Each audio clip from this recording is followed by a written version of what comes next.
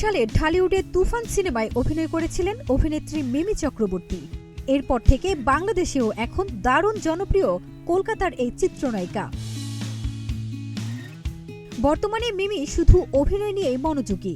আগামী 23 জানুয়ারি বড় পর্দায় মুক্তি পেতে চলছে উইন্ডোজ প্রযোজিত প্রথম হরর কমেডি ছবি ভানুপ্রিয়া ভূতের হোটেল। অরিত্র মুখোপাধ্যায় পরিচালিত এই ছবিতে গুরুত্বপূর্ণ ভূমিকায় থাকছেন মিমি। ছবিটি নিয়ে এরই মধ্যে দর্শকদের দারুণ আগ্রহ তৈরি হয়েছে। এই পরিস্থিতিতে আবারও রাজনৈতিক প্রসঙ্গে ঘুরপাক খাচ্ছে মিমি চক্রবর্তীর নাম, যদিও তিনি এই কাজে এখন আর নেই। সবার জানা আছে, অভিনয়ের পাশাপাশি রাজনীতির ময়দানেও একসময় সক্রিয় ছিলেন মিমি চক্রবর্তী। 2019 সালে তৃণমূল কংগ্রেসে যোগ দিয়ে যাদবপুর লোকসভা কেন্দ্র থেকে প্রার্থী হন তিনি এবং বিপুল ভোটে জয়লাভ করেন।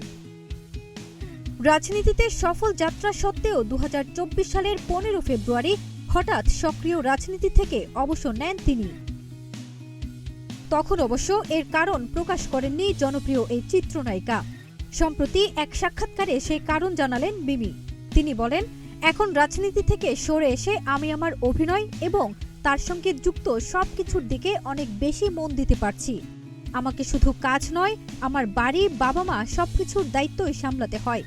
তাই অভিনয়, পরিবার এবং নিজেকে সময় দেওয়ার জন্যই রাজনীতি ছেড়েছি।